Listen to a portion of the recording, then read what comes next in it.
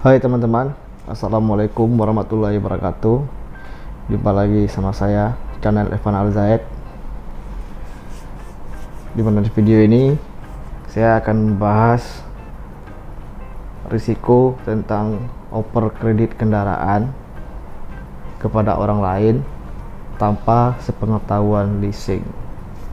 Jadi buat teman-teman yang belum subscribe channel ini, jangan lupa memberikan like dan subscribe-nya, dan aktifkan juga lonceng notifikasinya, karena channel saya ini membahas tentang finansial atau keuangan dan perbankan dan peminjaman.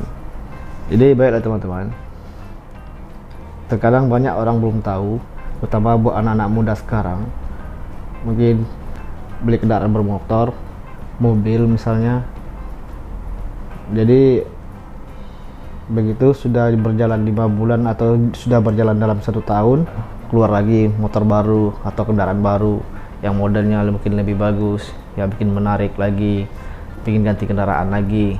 Jadi kendaraan yang lama dioper kredit sama teman atau dioper kredit ke orang lain, tapi tanpa sepengetahuan leasing. Atau juga misalnya teman-teman, misalnya kredit motor atau kredit mobil terkendala mungkin di pertengahan jalan, atau lagi tidak ada penghasilan lagi atau pemasukan tidak ada, atau ketidakmampuan lagi membayarnya mungkin, jadi oper kredit juga ke teman, oper kredit juga ke orang lain, tapi tanpa pengetahuan leasing. Itu sangat berbahaya dan berisiko sekali buat teman-teman semuanya. Jika melakukan hal tersebut, itu sudah termasuk melanggar hukum. Kenapa saya bilang melanggar hukum? Itu sama aja teman-teman menjual aset jaminan yang telah disepakati di perjanjian pertama. Itu leasing bisa menuntut teman-teman tentang penggelapan atau penjualan aset jaminan. Itu bisa dituntut di pengadilan teman-teman. Jadi kondisi seperti ini nih, banyak orang nggak tahu. Jadi main oper kredit aja kendaraannya ke teman lain atau ke orang lain tanpa pengetahuan. Kita nggak tahu setelah kita oper kredit kepada orang itu, apa kita yakin dia mau bayar, sementara nama kita masih tetap tercatat di leasing. Motor atau kendaraan itu sudah kita oper kredit ke orang lain, dan orang lain itu sudah pergi kemana-mana.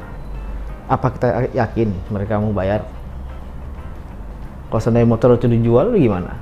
Dijual, dipretelin, atau kabur, ya walaupun kawan sendirilah, kawan pun belum tentu sepenuhnya kita meyakinkan dia mau yakin bayar atau tidak.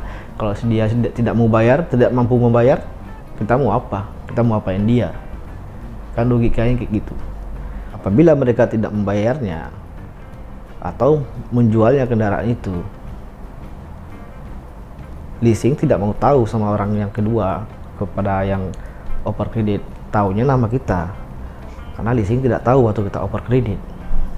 Tetap aja leasing akan menuntut kita, karena itu kesalahan kita setelah oper kredit kendaraan tersebut tanpa sepengetahuan leasing.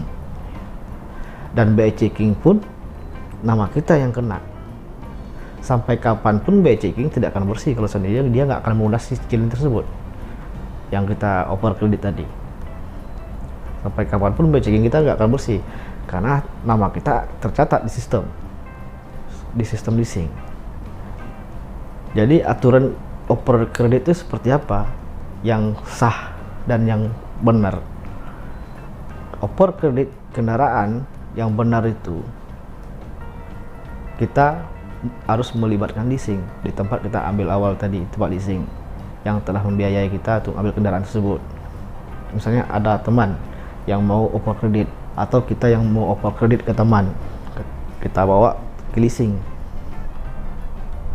dan bicarakan ke leasing bahwa motor yang saya ambil kemarin, dan ceritakan permasalahannya, tidak kemampuan lagi membayar misalnya, atau kena PHK dari pekerjaan misalnya, tidak kemampuan lagi membayar, jadi saya teroper ini kendaraan kepada teman atau kepada orang lain, atau ingin beli kendaraan baru mungkin atau yang lebih bagus, jadi saya teroper kendaraan ini kepada teman atau orang lain. Bicarakan yang sebenarnya kepada leasing.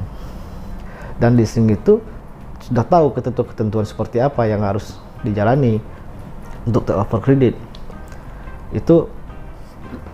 Tapi syarat over kredit ini, yang pihak pertama kita yang mau over kredit itu tidak boleh macet sebelumnya.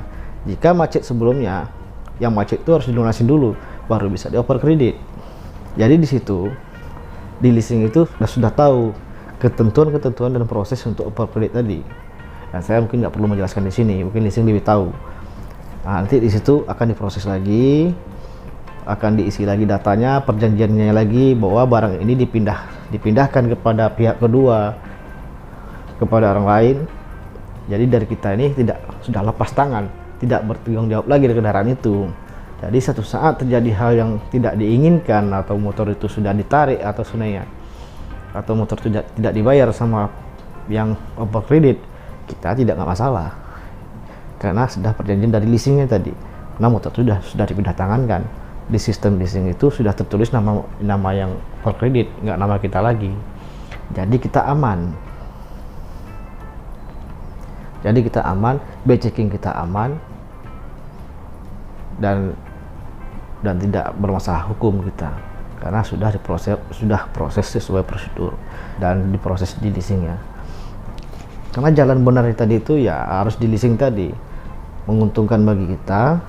Di situ juga leasing akan menghitung-hitung yang mau menerima over kredit tuh bayar DP-nya ke kita berapa. Ada hitung-hitungannya mereka lebih tahu. Jika teman-teman ingin over kredit kendaraan kepada orang lain, itu jalannya teman-teman harus melibatkan leasing, dan kondisi pembayaran sebelumnya itu tidak macet. Jika macet harus diselesaikan dulu kemacetannya, baru bisa di over kredit dan libatkan leasingnya, dan proses juga di leasing tersebut. Jadi kita aman dan tidak bermasalah dengan by checking kita sampai kapanpun. Jadi kalau yang sudah terlanjur gimana?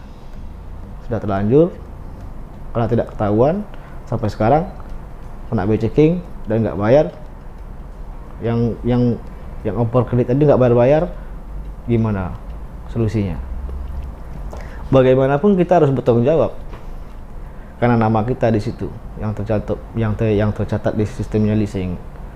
Kalau seandainya leasingnya mau nuntut gimana? Kita bahwa aset jaminan dijual, bisa saja. Kalau seandainya masih ada itikat baik kita karena kita udah salah mengoper kredit kendaraan kepada orang lain karena ketidaktahuan kita bahwa harus melibatkan leasing, kita harus menceritakan sebenarnya ke pihak leasing bahwa saya nggak tahu aturannya itu harus seperti ini, over kredit seperti ini, jadi saya main over kredit saja ke teman karena saya mempercayai teman tersebut, saya over kredit, ternyata hakinya seperti ini. Bicarakan aja sebenarnya kepada leasing tersebut, minta keringanan pembayaran atau penghapusan denda misalnya, karena mereka kalau seandainya kita bertanggung jawab dan itikat baik masih ada pengen untuk membayar, pihak leasing pasti akan mempertimbangkan. Jadi penyelesaiannya seperti itu teman-teman.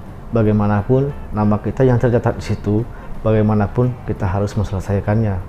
Yang leasing tahunya hubungannya sama kita, tidak mau tahu sebagai pihak ketiga yang menerima motor. Yang berhubungan ke pihak ketiga ya kita tadi, leasing berhubungan sama kita harus berhubungan sama yang kita oper. Ya bagaimanalah kita menghubungi cari orang yang sudah menerima atau oper tadi, bagaimana caranya lah kita minta uang angsuran itu supaya dia bayar, dan kita bayar ke leasingnya. Leasing nggak mau tahu ini sama yang pihak ketiga, tahunya sama kita. Ya namanya bagaimanapun dia pengen bersih namanya, ya harus dibayar itu cicilan. Nama utang ini sampai kapanpun harus dibayar teman-teman, sampai di akhirat pun ditagih itu utang. Jadi penyelesaiannya gitu teman-teman, harus bagaimanapun harus dibayar itu cicilan, minta keringanan sama leasingnya, semoga bisa diringankan. Biasanya kalau seandainya kita ada itikat baik untuk membayarnya, biasanya pihak leasing memberikan keringanan berapa kesanggupan kita untuk membayarnya per bulan sampai selesai. Jadi nama kita akan bersih lagi nanti di by checking. Kapan-kapan nanti kita akan mengajukan pinjaman di bank tempat lain, insya Allah akan bisa. Ya sampai di situ teman-teman, semoga bermanfaat video ini. Jika bermanfaat, jangan lupa memberikan like dan subscribe-nya, dan share juga video ini. Sampai jumpa di video-video saya selanjutnya. Terima kasih. Assalamualaikum warahmatullahi wabarakatuh.